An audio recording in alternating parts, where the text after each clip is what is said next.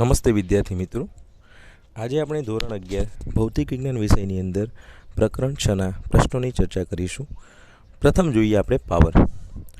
તો પાવર એટલે શું? અહીં આપણે રોજિંદા જીવનની અંદર ઘણી જગ્યાએ પાવર શબ્દ યુઝ કરીએ છીએ. પાવરના આપણે અહીંયા મોટાભાગના લોકો શક્તિ કહે છે. તો આ જે પાવર છે એ કઈ રીતે વ્યાખ્યાયિત કરવામાં આવે છે એની આપણે અહીંયા સમજ મેળવીએ. બરાબર. તો એક્ઝેક્ટલી પાવર એટલે છે શું? તો પાવર એટલે એકમ સમયમાં થતું કાર્ય. બરાબર. હવે કાર્ય કરવાના સમય દરને પાવર કહે છે એવું લખીએ તો પણ સાચું કહેવાય. એકમ સમય થતા કાર્યને પાવર કહે છે તો પણ સાચું કહેવાય. અને પાવરનું બીજું નામ પાડેલું છે કાર્ય ત્વરા. કાર્ય કરવાની જે એની ઝડપ છે એને પણ એ લોકો પાવર કહે છે. એટલે અલગ અલગ નામથી આપણે એને બોલીએ છીએ. તો પાવર એટલે કાર્ય દ્વારા પણ પાવર બતાવે છે. બરાબર. સારું, સૌપ્રથમ આપણે સરેરાશ પાવરની વાત કરીએ. તો મોટાભાગે આપણે જે ઇન્સ્ટ્રુમેન્ટ યુઝ કરીએ છીએ એની અંદર આપણે એવરેજ કેટલો પાવર વપરાય છે એની જ અહીંયા મોટાભાગે આપણે ચર્ચા લેતા હોઈએ છીએ. તો અહીંયા સૌપ્રથમ સરેરાશ પાવર મેળવવા માટે આપણે ડેલ્ટા ટી જેટલો સમય લઈએ અને એમાં થતું કાર્ય લઈએ. તો ધારો કે ડેલ્ટા ટી જેટલા સમયમાં થતું કાર્ય ડેલ્ટા ડબલ્યુ છે. તો આ સમય દરમિયાન સરેરાશ પાવર કેટલો વપરાયો? તો સરેરાશ power P average is equal to delta W by delta T ગુણોત્તર સ્વરૂપે લખી શકાય. અને ટી જે સમય છે એમાં તાક્ષણિક પાવર ટી સમયે તાક્ષણિક પાવર કેટલો વપરાયો એ મેળવવું હોય તો શું કરવું પડે? તો આ જે સમયગાળો છે એને નાનો કરી દેવું પડે. એટલે ડેલ્ટા ટી શક્ય એટલો નાનો લઈ જવાનો, ઝીરોની નજીક. તો limit delta T tends to zero લેવામાં આવે તો આ પરિસ્થિતિમાં જે કંઈક પાવર મળે છે એના આપણે નામ પાડીશું તત્કાલીન અથવા તાક્ષણિક પાવર. તો તાક્ષણિક પાવર પી બરાબર limit delta T tends to zero delta W by delta T. અને હવે આપણે જાણીએ છીએ કે જે ડેલ્ટા ટી ટેન્ડ્સ ટુ ઝીરોની અંદર જે રાશિ લિમિટમાં મૂકવામાં આવે છે એ ઘણી નાની હોય છે. તો એને ડેલ્ટા ડબલ્યુ બાય ડેલ્ટા ટીની જગ્યાએ ડી ડબલ્યુ બાય ડીટી તરીકે લખી શકાય છે. તો અહીંયા આપણે આ ફેરફાર અહીંયા લાગુ પાડી દઈએ છીએ.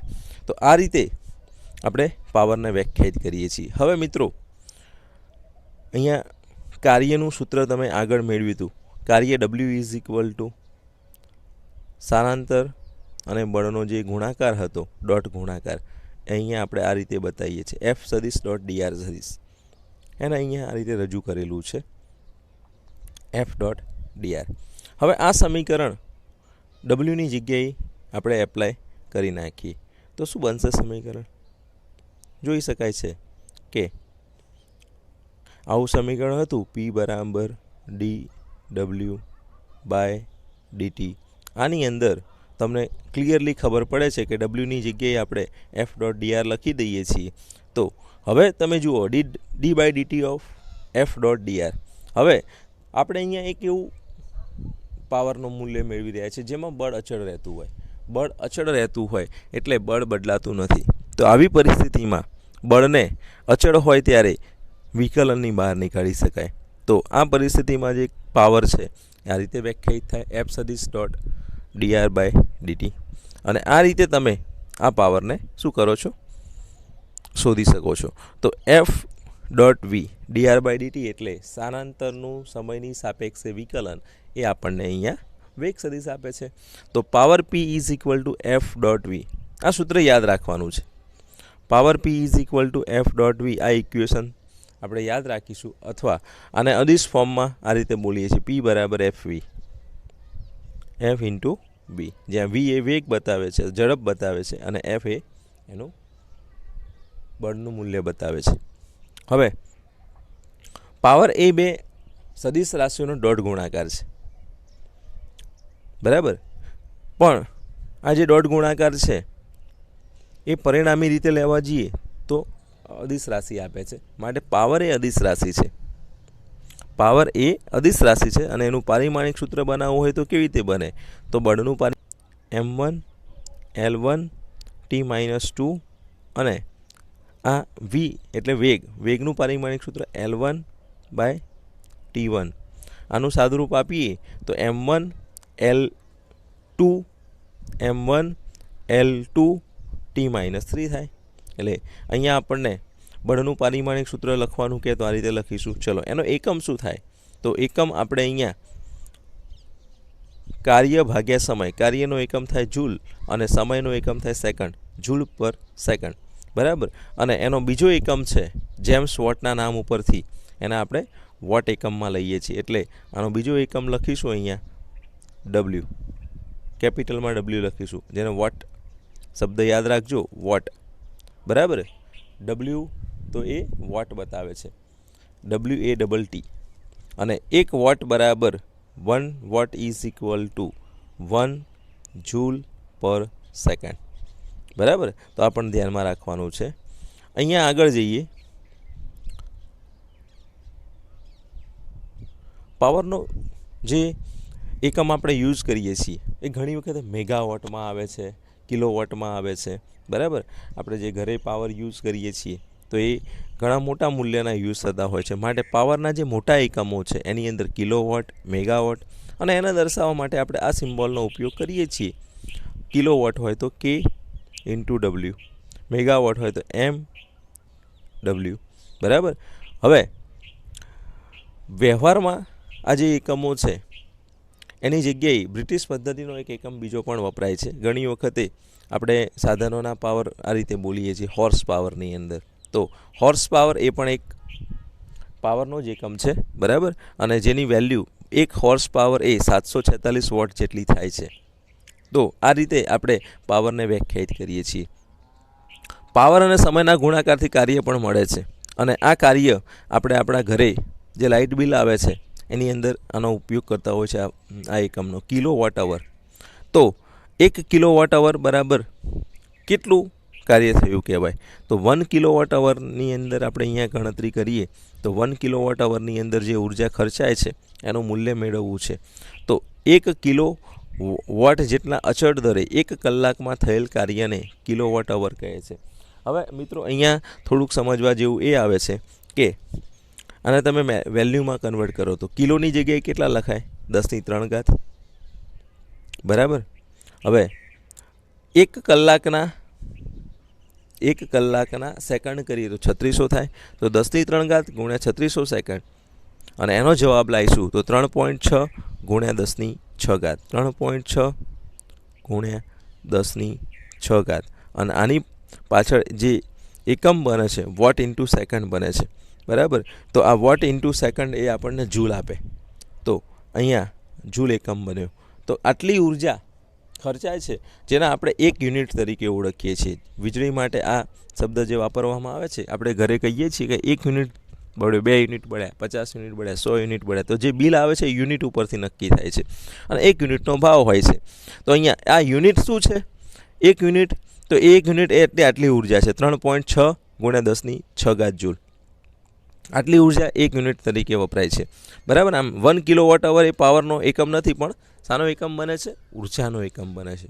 તો અહીંયા ઉર્જાનો એકમ આપણે ત્યાં ધ્યાનમાં લઈશું, બરાબર. તો આ રીતે પાવરની અંદર તમારે પાવરનો એકમ, પાવરનું પારિમાણિક સૂત્ર, પાવરનું સૂત્ર, અને યુનિટ શું છે, કિલોવોટ અવર શું છે, આવી નાની નાની બાબતો તમારે આમાંથી ધ્યાનમાં રાખવાની છે. મિત્રો, ઉદાહરણ 7ની વાત કરીએ. M દળનો એક દડો L લંબાઈની દળ રહિત દોરી વડે લટકાવ્યો છે.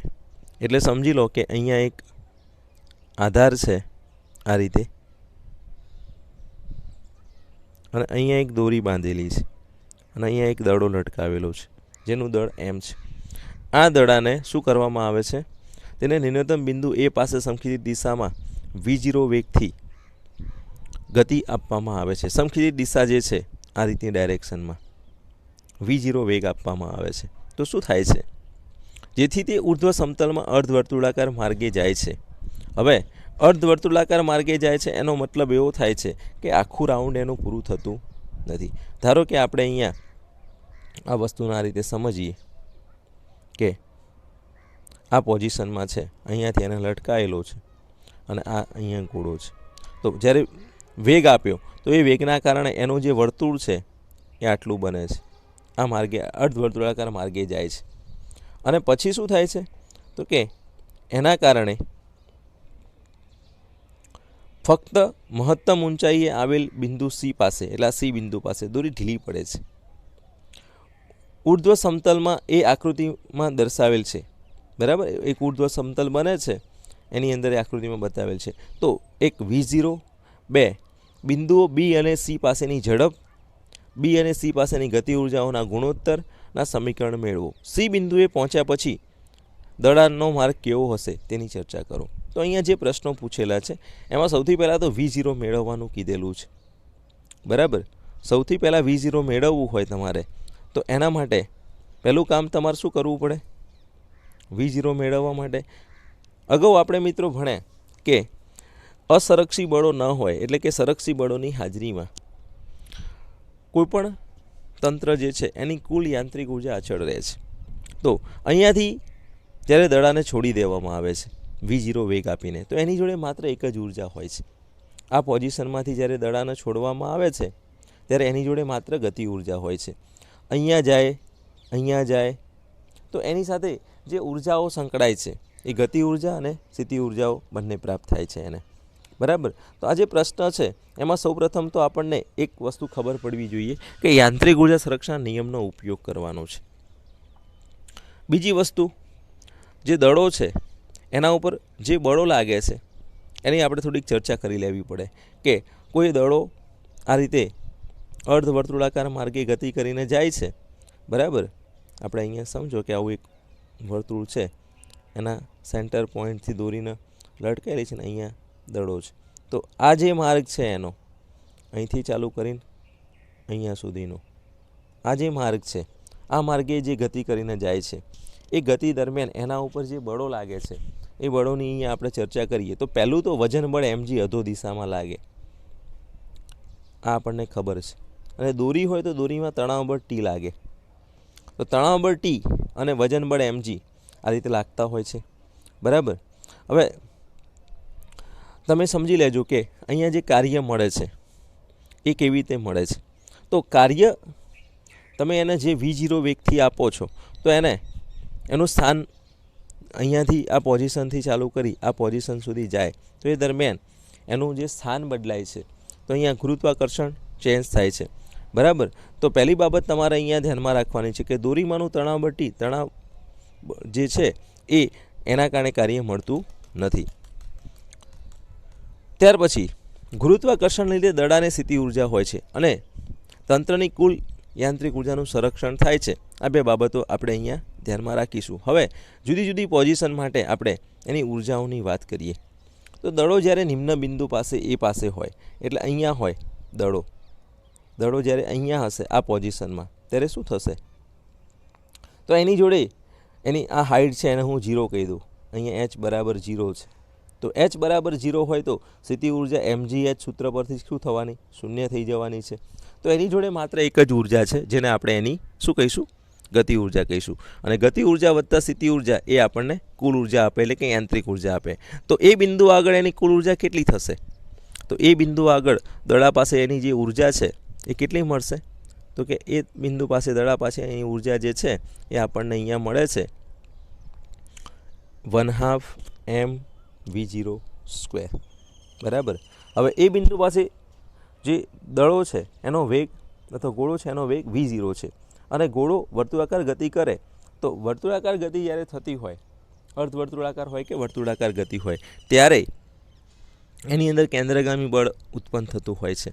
અને કેન્દ્રગામી બળ જે છે એ ન્યૂટનની ગતિના બીજા નિયમ પરથી આપણે અહીંયા શું લખી શકીએ? 1/2 mv²/r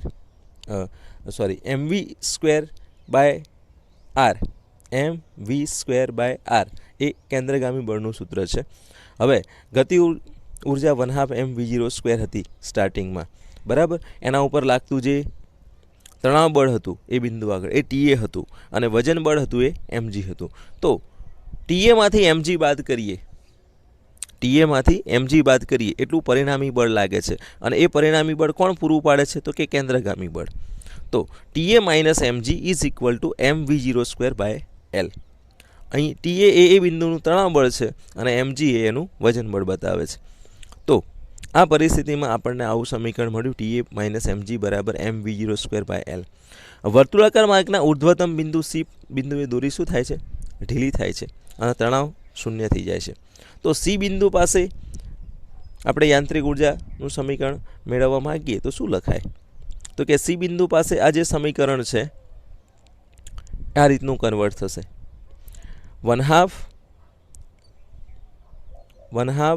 m vc² વેગ એનો વીસી છે અને 1/2 m vc² એટલે ગતિ ઉર્જા થઈ ગઈ. ચલો હાઇટ કેટલી થઈ? તો હાઇટ થશે એની 2l જેટલી. વર્તુળાકાર માર્ગ ઉપર તમે જશો આ રીતે તો આ l અને આ બીજી l એટલે ટોટલ હાઇટ કેટલી થઈ જશે એની? 2l. બરાબર. તો mg × 2l mg કૌંસમાં 2l તો આ રીતે લખાય 2mgl વત્તા 1/2 m vc². તો કુલ ઉર્જા કેટલી થઈ સી બિંદુ પાસે? 1/2 m vc² વત્તા 2mgl. અને સી બિંદુ પાસે તણાવ 0 થઈ જાય છે. તો એ પરિસ્થિતિમાં આપણી જોડે જે સૂત્ર હતું ઉપરનું જે સમીકરણ ન્યૂટનની ગતિના બીજા નિયમ પરથી આપણે પરિણામી બળવાળું લખ્યું હતું એ સમીકરણમાં આપણે આ જે છે ટીસીનો જવાબ 0 લઈ લઈએ તો m vc²/l એ કોના જેટલા થઈ જશે? mg જેટલા થઈ જશે. v0 છે એની જગ્યાએ vc મૂકી દઈએ છીએ. તો આ રીતે આપણને એક સમીકરણ મળ્યું. આ સમીકરણમાંથી vcના સૂત્ર કરતા કરીએ તો m vc² બરાબર mgl થશે અને એમાંથી mm નીકળી જશે બંને બાજુએ તો vc² નો જવાબ gl મળશે. હવે આ જે જવાબ gl મળે છે vc² નો જવાબ એ જવાબને આપણે અહીંયા ઉપરનું જે સમીકરણ લાયા હતા સમીકરણ નંબર 2 એની અંદર મૂકી દઈએ vc² ના જવાબમાં. તો 1/2 m vc² અહીંયા હતું આની અંદર vc² ની જગ્યાએ મૂકી દઈએ કિંમત તો આપણને આવું સમીકરણ મળશે. આ જે ઇક્વેશન છે 1/2 m × gl વત્તા 2mgl. હવે જુઓ 2mgl વત્તા mgl/2 એટલે ટોટલ જવાબ તમારો થયો 1/2 + 2 અને એની બહાર આવશે mgl. તો 2 દુ 4 ને 1 5 5/2 5/2 mgl. અને હવે મિત્રો આ જે છે આ ઉર્જા કુલ ઉર્જા છે. તો કુલ ઉર્જા તો સંરક્ષણમાં આવે છે માટે કહી શકાય કે જેટલી ઉર્જા આપણને સી બિંદુ આગળ મળે છે એટલી જ ઉર્જા એ બિંદુ આગળ છે. તો એ બિંદુ આગળ ઉર્જા કેટલી હતી? તો કે 1/2 m v0² અને એની કિંમત કેટલી થશે? તો કે 5mgl/2 5mgl/2 અને આનું સાદુરૂપ આપી દેશો m નીકળી જશે 2 નીકળી જશે. જવાબ મળશે v0² = 5gl અને આ આપણે શોધવાનું છે. બરાબર. હવે તમને વીસી શોધવાનું કીધેલું છે તો વીસીની ગણતરી આપણે ઉપરનું જે સમીકરણ છે એની ઉપરથી કરી શકીએ. બરાબર. તો એના માટે તમારે આ સમીકરણને ફરીથી આપણે આ સમીકરણ 5 નંબરનું જે અહીંયા ઉપર સમીકરણ લાવ્યા હતા અહીંયા vc² નો જવાબ ઓલરેડી આપણે gl તરીકે લાવ્યા છે ને એનું વર્ગમૂળ લઈ લઈશું એટલે એની ઉપરથી vc બરાબર √gl થઈ જશે. બે જવાબો મળી ગયા. બી બિંદુ પાસે યાંત્રિક ઉર્જા કેટલી થાય? તો કે જેટલી સી બિંદુ અને એ બિંદુ પાસે છે. તો અહીંયા 1/2 m vv² વત્તા mgl અને આનો જવાબ કોના જેટલો થશે? 5/2 mgl જેટલો થશે. એટલે તમે જનરલી શું કરો? ઈએ EB અને EC આ મગજમાં ફિટ કરી દો સરખા છે. તો આવું હોય તો કોઈ પણ જગ્યાએ તમે આ સમીકરણ વાપરી શકો છો. તો અહીંયા બી બિંદુ પાસેની કુલ ઉર્જા મેળવી તો કે એની અંદર અહીંયા mgl આવશે કારણ કે હાઇટ h જેટલી થાય છે. h એ l જેટલા થાય છે mgl. તો 1/2 m vv² વત્તા mgl એ એની કુલ ઉર્જા થાય છે અને એને કોની સાથે સરખાઈ શકાય? એ બિંદુની ઉર્જા સાથે સરખાઈ શકાય અથવા સી બિંદુની ઉર્જા સાથે સરખાઈ શકાય. તો આ રીતે તમે આનું ઇક્વેશન એક તૈયાર કરી શકો છો. અહીંયા એ લોકો એ બિંદુની ઉર્જા સાથે સરખાયું છે તમે સી સાથે પણ સરખાઈને જવાબ લઈ શકો છો અને આટલી કિંમત મળે છે. વીબી મેળવવાના હોય તો વીબી મેળવવા માટે શું કરવું પડે? તો કે આ જે કિંમત છે v0ની અહીંયા ભરી દઈએ. 1/2 m v0ની જગ્યાએ વર્ગ છે v0નો તો 5gl બરાબર 1/2 mv²+ mgl. હવે આમાંથી તમે બાદ બાકી કરી દો 5/2 mgl માઇનસ mgl અને આનો જે જવાબ છે એ મેળવશો તો શું મળશે? 3/2 મળશે.